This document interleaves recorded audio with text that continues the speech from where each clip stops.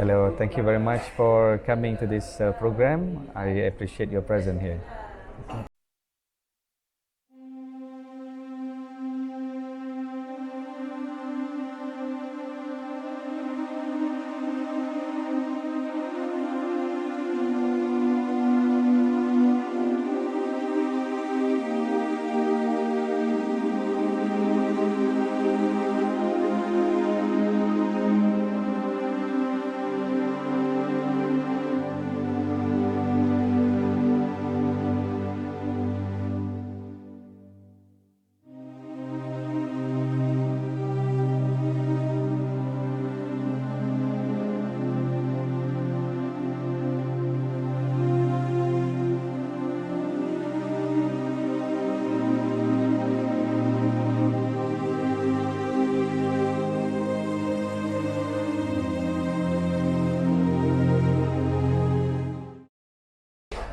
Hello everybody, welcome to my channel again.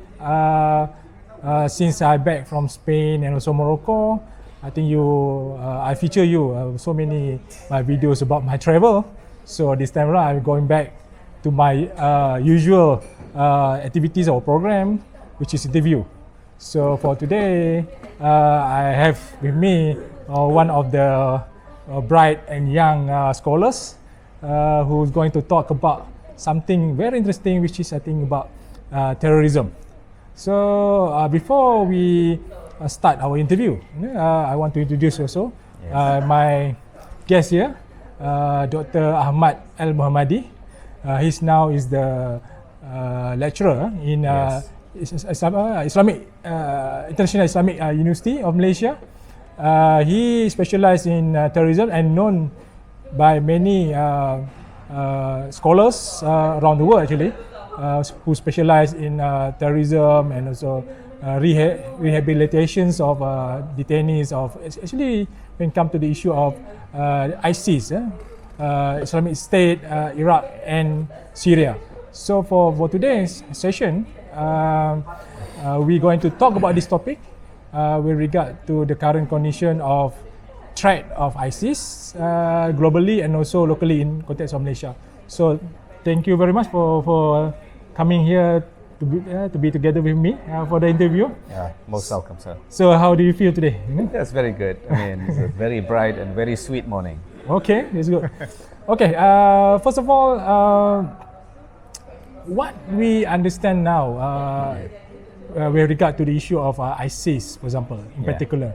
Globally, we know that the threat seems less now compared to before. So, in general, from the global perspective, what can you see about the threat? Is it still, meaning that ISIS still kicking right now, still active, or they now retreat a little bit? Yeah. First and foremost, I would like to thank you for inviting me to this discussion. It is very wonderful morning here, and we are sitting in Putrajaya. And regarding the question you asked me about the nature and the state of global threat nowadays, first, if we observe the situation today, we can see that the threat of ISIS in terms of the organization of ISIS itself is diminishing. Okay. One is because ISIS in Syria has been crushed, has been decimated by the international coalition forces. Russia is bombarding them, United States, Turkey and all of other countries actually work together to crush ISIS, and they managed to do that. That is number one. So basically, as an organization, ISIS is dead in Syria. Done already. It is done. However, ISIS has now transformed itself into an organization to become a movement. Okay. So they have a global followers, not only in Syria but also across the world. They have followers in Asia, in Europe, in America, in Australia, and almost, I mean, the idea of the caliphate brought by ISIS is actually a kind of subject and topic that's been talked about everywhere in the world. I used to interview one of the members of ISIS in Malaysia, and I asked him, what do you think right now ISIS is dead? If you look at what ISIS in Syria, they're no longer functioning. And he said that actually it's not quite right. He said that ISIS right now actually has successfully put the word caliphate in the mind of everyone in the world. That is the true success of ISIS. Okay. So he was right. I mean, because right now, even though organization is no longer there, but the threats or the movement of ISIS remain. Now, how about the nature of threat that we are facing today? Yes, there is no direct threat. There is no immediate threat. No. Okay. But there is potential threat. Why it is potential? Because right now ISIS is actually experiencing what we call this hibernation stage, hibernation period. Meaning that they remain, they exist, but they actually stay latent, and there is no like an active movement of ISIS activities. However, the ideology remain, the members still there, and if you observe closely in Syria right now, there is an attempt to bring back together the movement of ISIS inside Syria and Iraq. So that is the nature of threat that we are facing today, including in Malaysia. Even though we don't see any arrests, we don't see any announcement made by the police, but there are still people who are interested in the movement of ISIS. Okay. So if they in the situation of hibernations right now, so what are they waiting for? New recruits to come in, or or their ideology to be spread. Then later on they reorganize together again and do more terrorist activity. What do you think? Yes, this is a very interesting question. Yeah. One, we have to know this. When we talk about terrorism movement or terrorism terrorist group, they always have ideology, and ideology is hard to be killed. You cannot kill ideology. You can decimate the movement, you can arrest the members, you can dismantle their financial infrastructure, whatever. But you cannot kill ideology simply by arresting their members, simply by destroying their organization. So when they in the stage of hibernation, this is where they're going through a process of what we call as crystallization or filtration, meaning that they would sift through between the true members, hardcore members of ISIS, and the mere supporters of ISIS. So that is number one in terms of membership. In terms of ideology, this is where they would actually refine their ideology. How? In order to face a new realities, because situation change. Ideology that adopted by ISIS five years ago, for example, maybe no longer suitable to this context. So this is where they would refine. They would refine the ideology in order to make a comeback. So the process of filtration or crystallization is actually taking place at this phase or this stage, that is hibernation stage. When the time is right, they would make a comeback. I give an example. ISIS that we have today is not like suddenly emerge. It's actually an extension of Al-Qaeda group in Iraq. And then they actually evolve and become ISIS. So if you go back again, who created ISIS and from where they are coming from? From the Afghanistan war. From there they create Al-Qaeda, and then they go to Iraq, they create another base in there, and then there is another group coming up that is ISIS. What next? We don't know. We do not know what is it and how it's going to be, what is the name of it, we don't know about it. But I believe that they're still posing a threat to us, but potential threat. It's not actual. It's potential because they remain in the stage of hibernation. Okay. So you can see that. I agree with you because in terms of ideology, it's something is not easy to diminish. Meaning that it will continue. And also, my concern actually is going to be a new kind, or probably new brand of ISIS.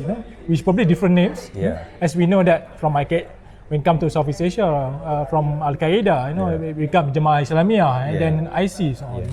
So when we can see, of course, the attention is being given mostly in Middle East. The conflict happened, even though in Southeast Asia, for example, we saw what happened in Marawi, in the Philippines, even almost a town almost destroyed, because of the conflict involving Abu Sayyaf and so ISIS combined together. So in Southeast Asia in general, how you can see the current threat of ISIS So how the organization right now? Are they just like you mentioned just now, crystallized and just waiting for the right time to emerge again, or they're really being diminished altogether? Okay. I believe that they're number one. They're still in the state of hibernation. Okay. Meaning that there is no, for example, an active violent extremism group (VEO) operating in Southeast Asia. I mean, most of them has been targeted. Maute group has been destroyed. ISIS cell in Malaysia has been destroyed, and in Middle East as well. In the region, we don't see any like a very strong and active groups. However, the dynamic situation in our region is this. In the past, we have seen the religious radicalization, meaning that people become radicalized because of the religious motivation, because of the political factors, what happened in Middle East, and so on. However, today, if you look at in the context of Malaysia, for example, radicalization is because of politics. I call this political radicalization. Yes. And yesterday actually, I met with one of the former members, former leader of Jamaah Islamiyah, and who's also actually actively observing the situation in Middle East. He said this to me. I'm not worried about religious radicalization. I'm not worried about terrorist radicalization today. What I worry is political radicalization.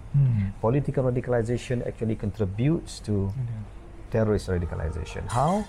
He said that because of a lot of things which has happened in our politics today involving racial issue, religious issue, economic issue, education, and so on and so forth, that is actually radicalized a lot of people. And he said this, radicalization, today's contact in Malaysia is happened two ways. Before, we just only look at Muslim become radical or joining terrorist organization, but right now we also looking at non-Muslim, non-Malay. So radicalization is a kind of two-way process right now. And I asked, what do you think is going to be the end result? I said there would be a kind of head-on collision.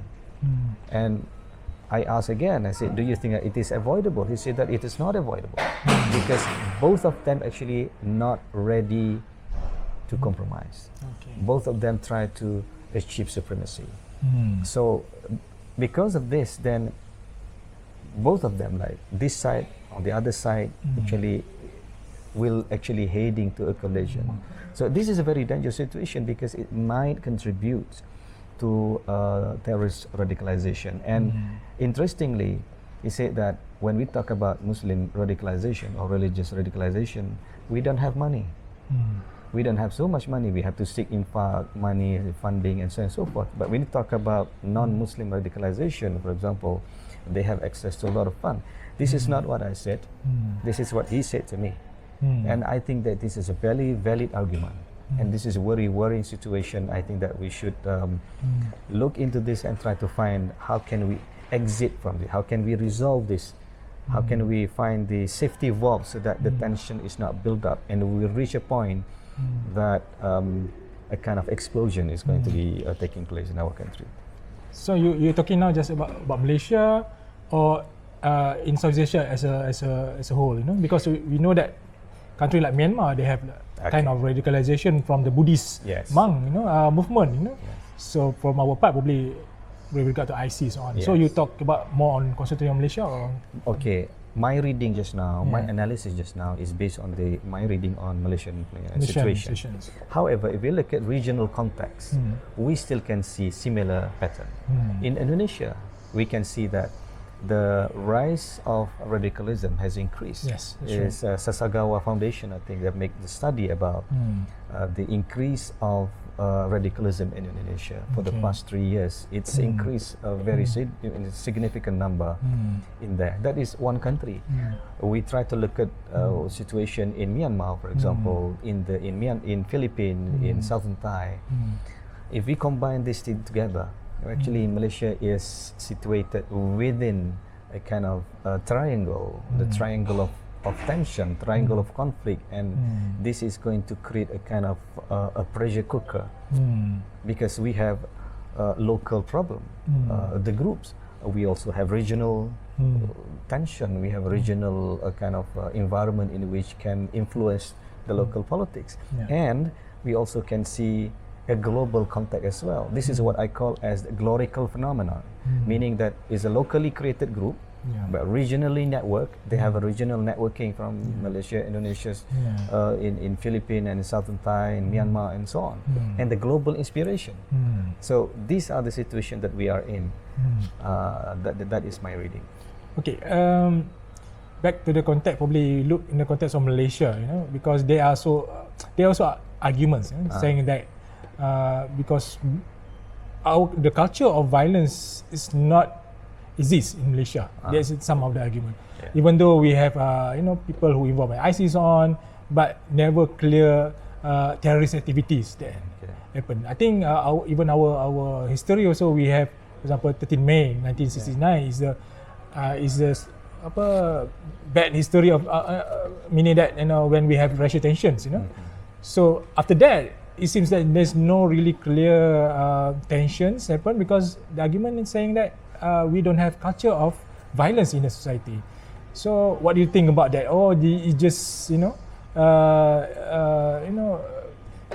probably because our system prohibit such activities to happen through our law, everything, or it's just a moment. We just waiting for the moment to come, when people being radicalized and suddenly it become time bomb, blow up, into a violence. So what do you think? Yes. I heard a lot of people were saying that our society is a very peaceful people, a very peaceful society, and they will never resort to violence. In the past, I believe this hypothesis. I believe that our society will not reach the point, we will not go to the point that we will create the situation in which is not tenable for us. However, when I observe for the past 10 years, and even when I go back to history, I don't believe that our society would remain as such. Society is evolving, and most important thing is that we make this conclusion based on the past experience, and we believe that the same experience or the same situation would remain in future. This is how we shape our paradigm. This is how we shape our assumption.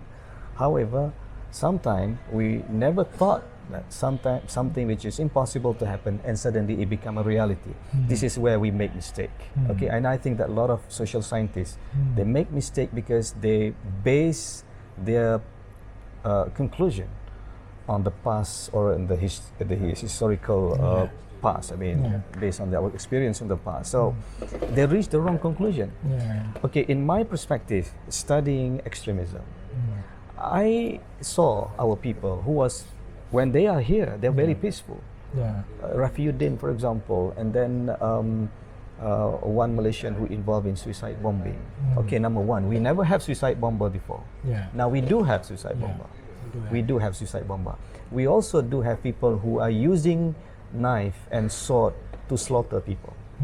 We never had that experience before. Okay, now we what happened then? I mean, why is that people who were previously very peaceful suddenly become violent? That is what I'm afraid of, because when I speak to people who are involved in this, they always say this: when you are in that situation, you will be radical. So we call this contact radicalization.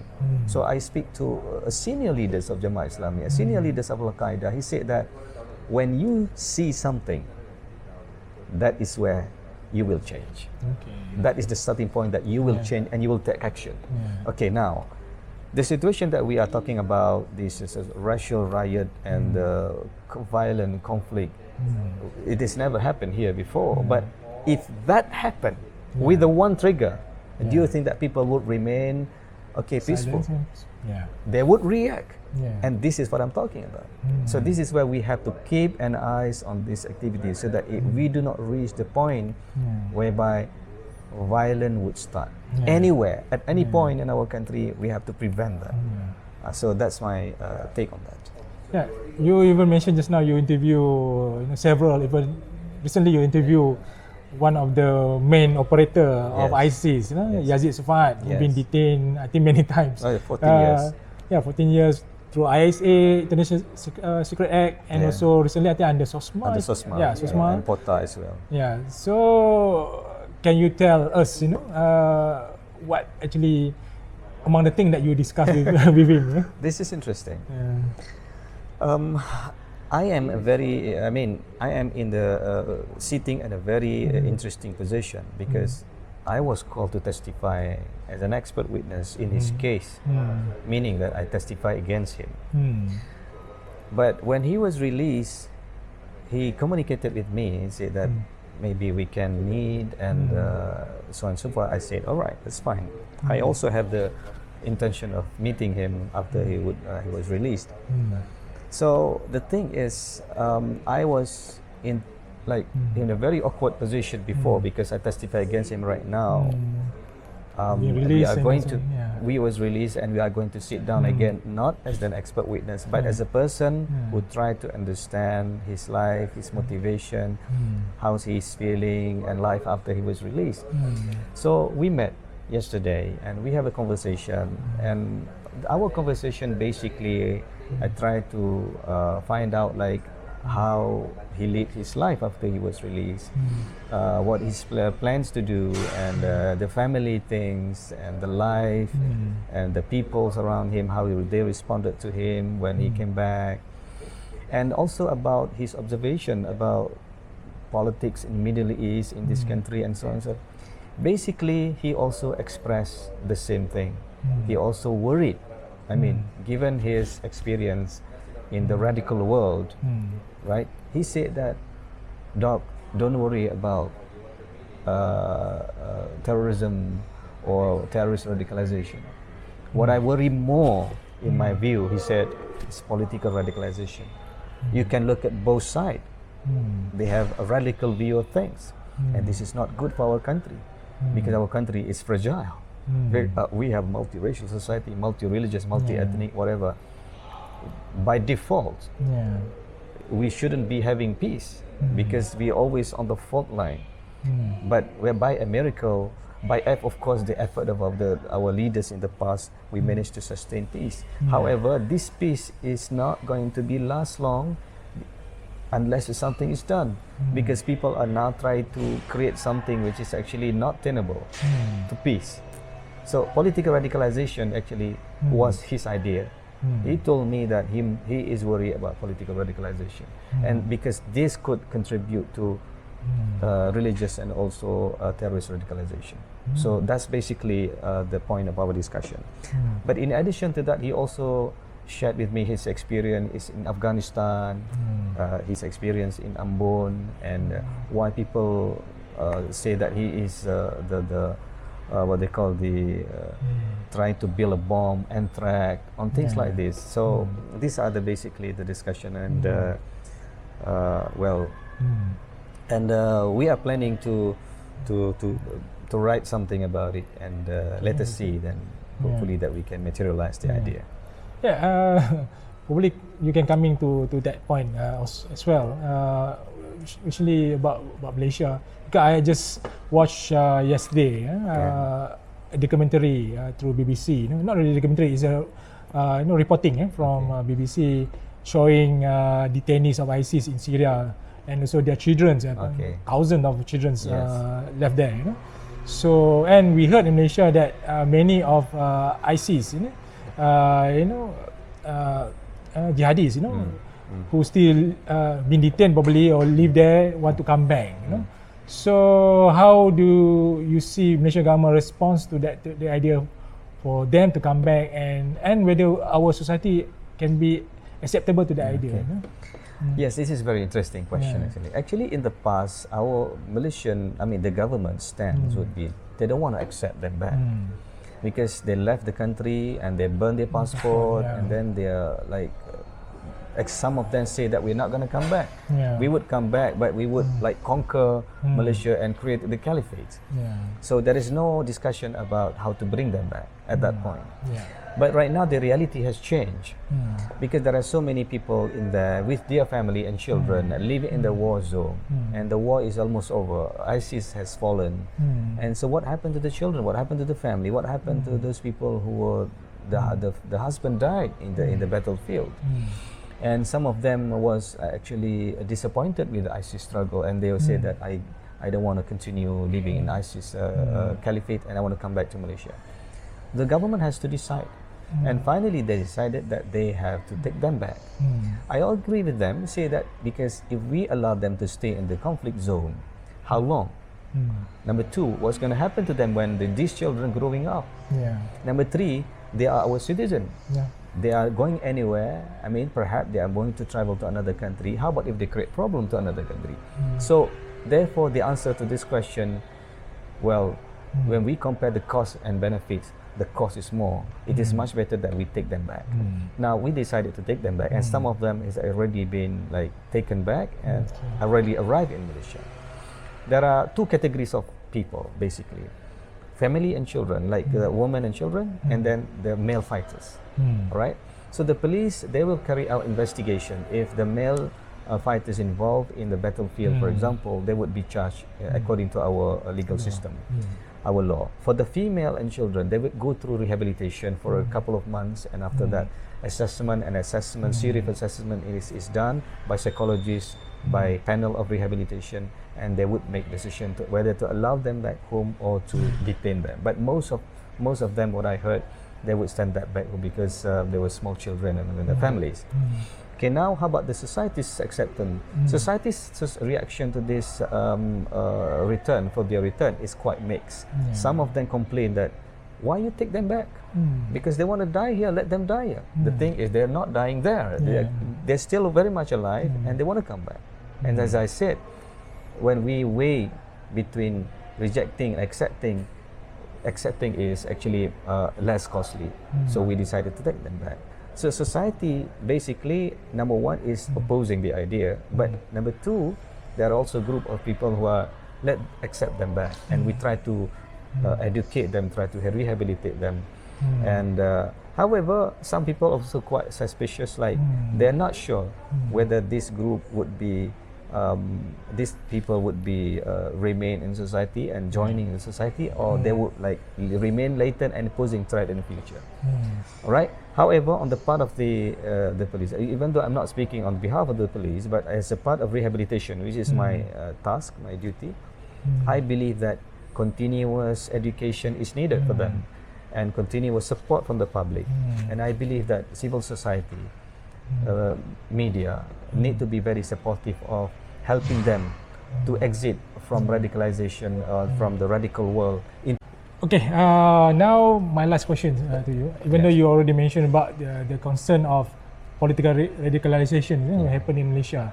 So what now you can see the prospect of terrorist threat in the near future in Malaysia? Is it still there, or we need to be cautious, or and you think our national authority like police, able to handle all the threat so far in the context of Malaysia? I would answer this question based on history and also based on my observation of the current situation today. If we look at history, since our independence, the threat to security and our national security remains. There always threat to that. But they change in form, they change in the degree of intensity, but the threat remains. In the past, we have the insurgents, communist insurgents, and then we have political extremist group, and we have religious deviant group, and then we have like religious terrorism threats. And today, it continues like ISIS and so on and so forth, Jamaah Islamiyah. And when it reached the point of Jamaah Islamiyah, actually this is, I was talking about 15 years ago. When I start my research on Jamaah Islamiyah, it was like Jamaah Islamiyah was almost died, almost finished. Most of their members was arrested, and their infrastructure has been decimated, and all of them actually scattered across the region. So I asked one of them, I say, okay, sir, you can see right now Jamaah Islamiyah is dead. They say that no, it's just not quite right. You can kill the organization, but you cannot kill the ideology. And I thought he was joking. True enough, after several years, those people who support extremism and terrorist organization is coming back.